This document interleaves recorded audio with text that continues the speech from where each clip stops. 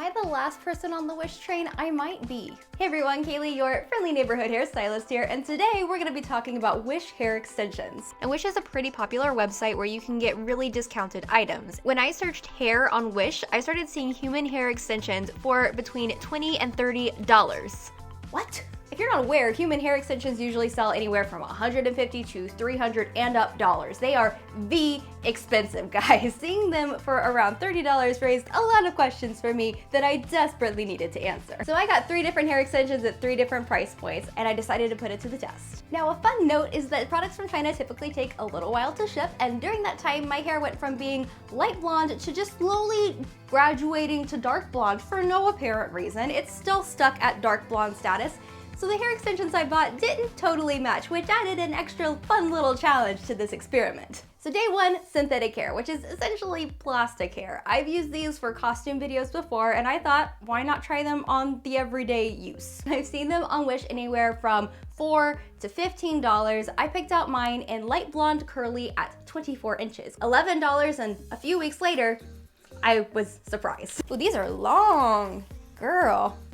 I'm gonna have some Rapunzel hair. And then I decided to put them in, and as I was putting them in, I was already encountering shedding and tangling. And while the overall effect wasn't bad, you could definitely see the color difference, and I was already starting to have some misgivings. I mean, this might be a really good thing for just a costume. I do think that because the other hair extensions are not this long and I want everything to be on the same playing field, I'm going to cut them. Obviously the color's still a little off. I just can't fix that today because my hair is having a time of it. So at this point, I'm gonna kind of go throughout my day and I'll check in with you and we'll see how this progresses and if we run into any problems throughout the day.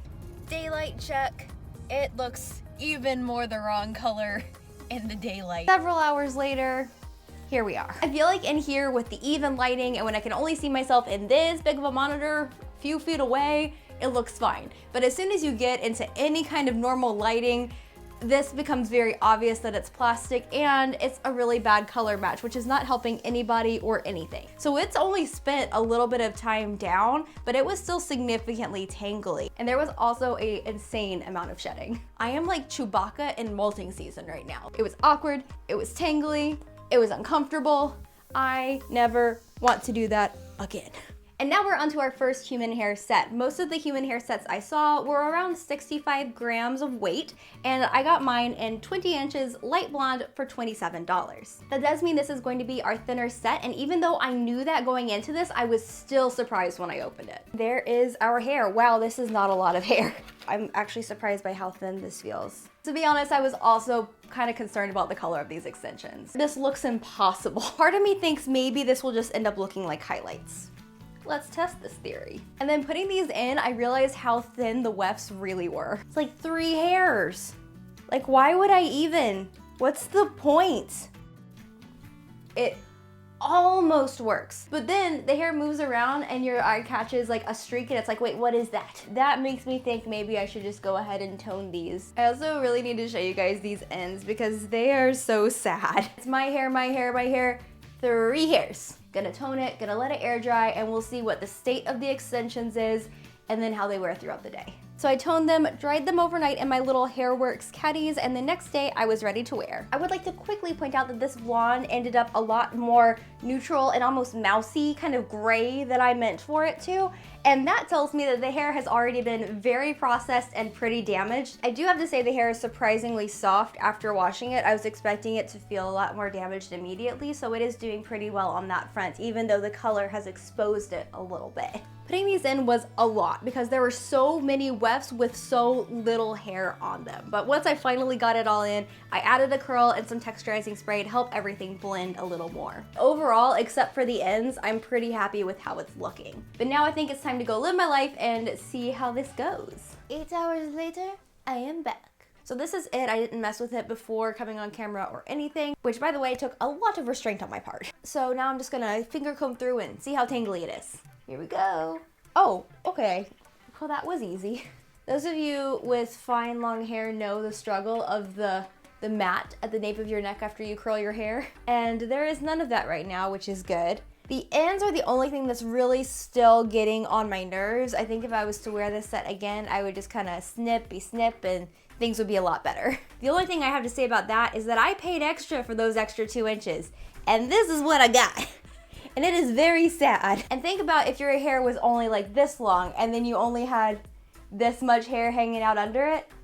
That's not a good look. So at the end of the day, even though it wasn't the worst quality hair, the thinness of the wefts themselves and just how stringy the ends were made it a final no for me. I couldn't really understand spending the money for what that was. And now for our final day, we have our thick human hair extension set. These are actually 265 grams of hair for $69 for 20 inches in light blonde. For those of you guys keeping track, that is 200 grams more of hair than yesterday. And the way they make that work is by what's called double wefting. Double wefted means that you have 2 wefts on each track, so you can see 1 and 2. More expensive ones would normally have these sewn onto lace so that they lay flatter and look nicer. This is more like kind of jerry-rigged together. The nice thing about double wefted is that it's double as thick, so you don't have to put in as many tracks to get as much volume.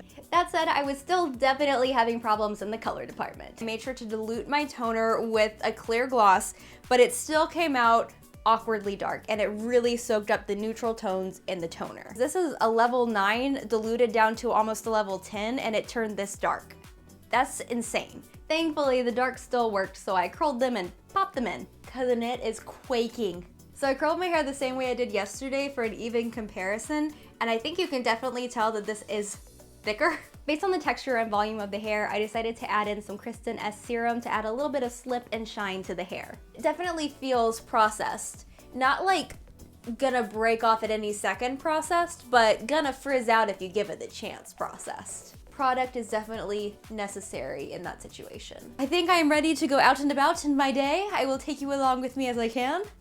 Let's see how this hair wears. Hey, light check. I feel like we're looking okay.